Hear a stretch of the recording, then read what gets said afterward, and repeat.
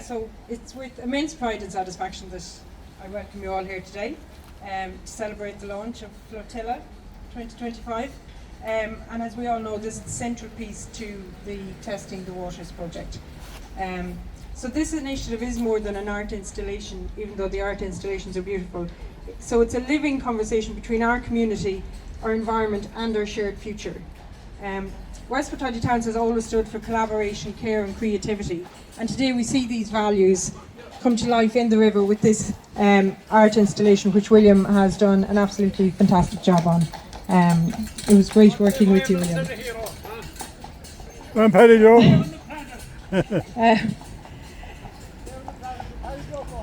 So the Flotilla installation in Testing the Waters is more than a visual spectacle. It's a floating conversation between art, science and community.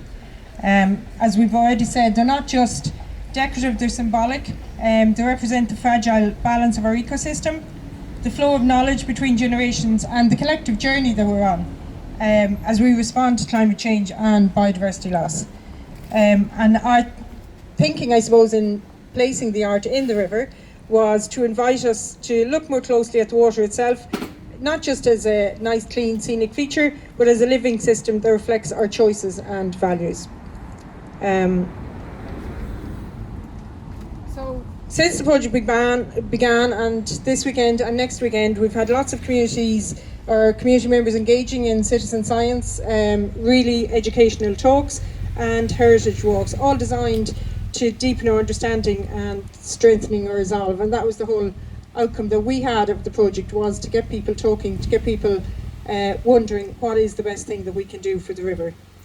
So just to finish off, I want to thank our partners at the Co-Centre for Climate, Biodiversity and Water, and in particular Anne Cairns, who has done tremendous work over the last few months, from writing the application, which, as anybody knows who's involved in that, is a huge work. And she's been a really, really good project manager, so thank you, Anne. Dave Whelan, who was the community coordinator on the ground, who has done a really good job. Eithne and Luke from LawPro.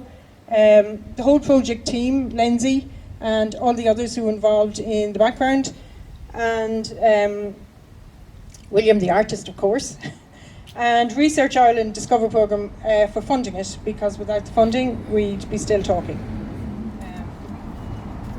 Again, I don't know that there's any of them here, but I would like to thank the staff and management of West Mayo Municipal District for their support and I suppose their trust in us to give us the go-ahead for this project without really knowing what it was. Councillor Flynn, who unfortunately has a different allegiance today, he's not here, and to John O'Malley for his support today. And I want to acknowledge the many Tidy Towns committee members and volunteers who are here today. Not all of them, some of them, they have put in tremendous work into this project. And mention most of them. I think she left out Porry Cunningham, so I better mention him. But not just in this project, but throughout, absolutely, they have put in phenomenal effort this year, all over the years, but this year in particular. And just finally, the residents along the Mall and the local different groups who have contributed their time, their ideas and their energy to this project. So I suppose we want this launch to be a beginning, not just of the art installation, but of a renewed commitment to protecting the river and to moving forward and building a resilient, sustainable Westport. So thank you very much.